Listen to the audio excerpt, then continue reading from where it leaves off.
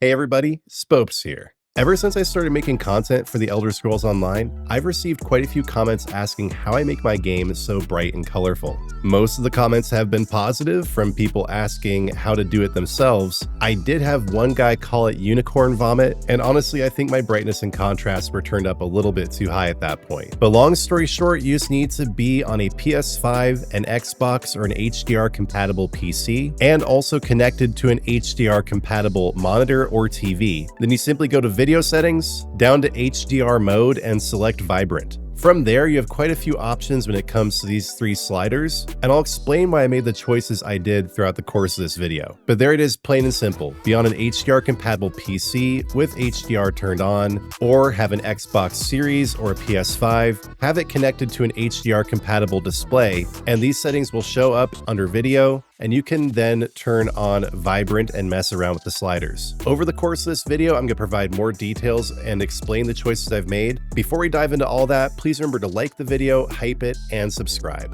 I'm going to start by explaining the requirements in a bit more detail. This feature is not available on Xbox One or PS4. The PS4 Pro does have an HDR option, but it is far inferior compared to all this. Originally, this was just available on PS5 and Xbox Series, but they did roll out HDR for PC in 2024. You have to have HDR enabled on your PC, and for both console and PC, you do have to be connected to an HDR capable monitor or TV, whatever kind of display you have. So if you've checked all those requirements, when you go to your video settings, you should see these sliders and this option down here for HDR mode. If you have the HDR mode set to default, you'll be able to mess with the brightness and contrast, but there's a limit to how vibrant and beautiful you can make things. At this point, I honestly can't use the default. It drives me crazy. Everything looks way too washed out. I did try for a while because I think that unicorn vomit comments really got me thinking about whether it needed to be so bright and colorful,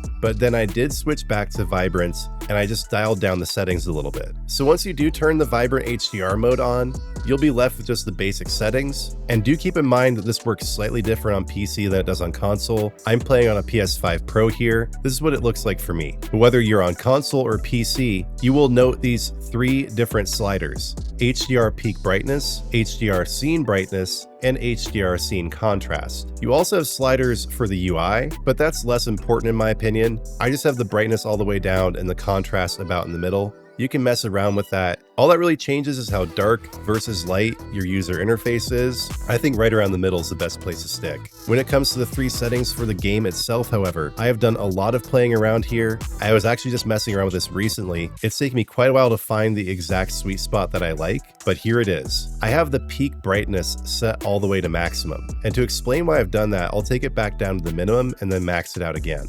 So when you have it down at the minimum, everything is really washed out and hard to see if you have any contrast at all. But the brighter it is, the more these details show up for me. The more I'm able to see all the things in the environment, whether it's important goals for quests, crafting resources, or just the beautiful scenery itself. I don't see any issue with having the peak brightness set to maximum, but if it hurts your eyes, take it down a few ticks from the top. The scene brightness, however, does not need to be maxed out. I have mine 3 ticks from the bottom on console, so starting at the bottom, 1, 2, 3, and that's just about perfect for me. You don't need it to be too bright, and the brighter it gets, the more washed out everything becomes. In my experience, you want the contrast to just be slightly higher than the brightness. So in this case, I have it 4 ticks from the bottom.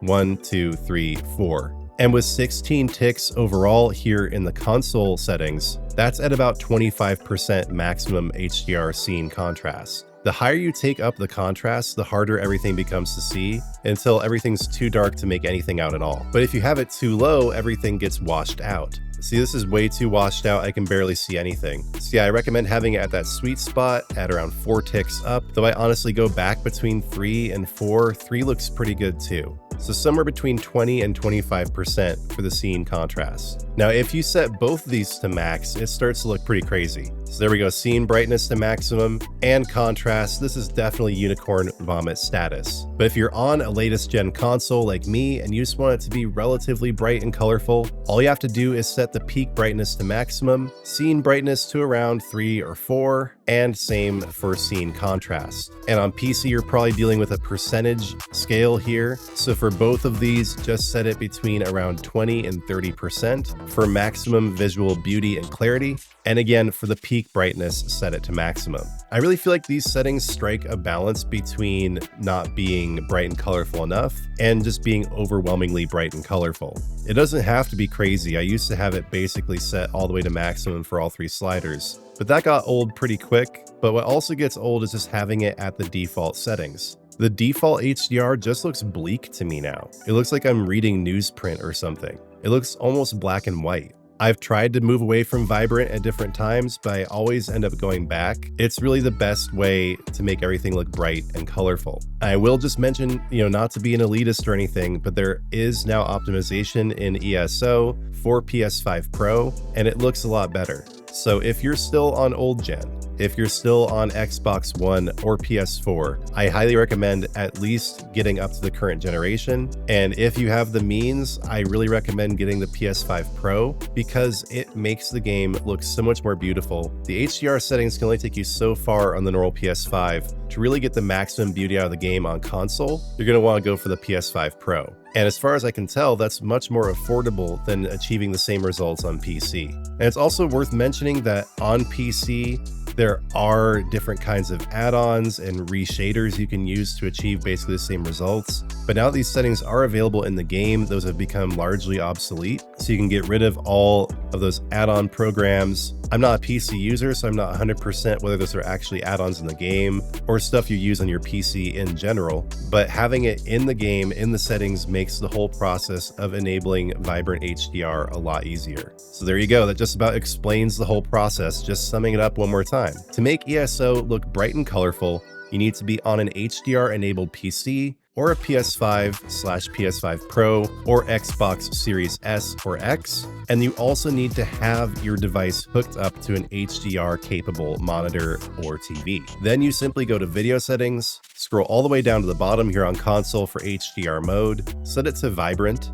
max out the HDR peak brightness, set the scene brightness to around 25% and the scene contrast to around 25% as well. I tend to lean toward having the contrast a little bit higher than the brightness. And with those simple steps, you can achieve the same level of visual beauty that I have here in ESO on my accounts. On my PS5 Pro, though again, you do need to get a PS5 Pro to actually recreate these visuals. I am capturing this on an Elgato 4K X capture card, and it looks basically the same as it does on my display. And then of course, it is worth mentioning that you have all the settings on your display to consider as well. So you might want to have those settings dialed down a little bit to avoid oversaturation. In the end, you kind of have to marry the settings in ESO with the settings on your display to achieve the exact right result that you want. Though again, for me, my game looks about the same here through the capture card as it does on my display. I try to keep my display relatively neutral to avoid oversaturating things. All right, everybody, I think that about covers it. Thank you so much for watching. If there's anything you still have questions on, please leave it in the comments. Let me know your reaction to this kind of content, whether you want me to do more. I love delving into the settings, and at this point, I've had probably a dozen comments asking how you do this. I've been dragging my feet on this video, and it feels good to finally have it out. So again, if you haven't, please do like, subscribe, and hype the video. If you want to support me further, drop me a super thanks in the comments, join the Spopes Army as a member, or head over to spopesector.com to check out my merch. I also have a new channel for you to check out, just me talking about philosophy, addiction, the economy, etc. I'm really enjoying making this new content on Spopes TV. So if you haven't checked out Spopes TV or subscribed over there, please do once you've made sure you've subscribed here at Spopes, my gaming channel. Lord, thank you so much for making this video possible and making my channel possible. I give all glory to you. Lord, please continue guiding me and growing my channel, reaching more people, helping them enjoy the game more. Bless everyone watching the video with everything they need in life, both in ESO and in the real world at large. Lord, in your mercy, hear our prayer. Again, everyone, I really do appreciate you watching. Please don't forget to like and subscribe. And when you do subscribe, turn on notifications because I'll be back soon with new content.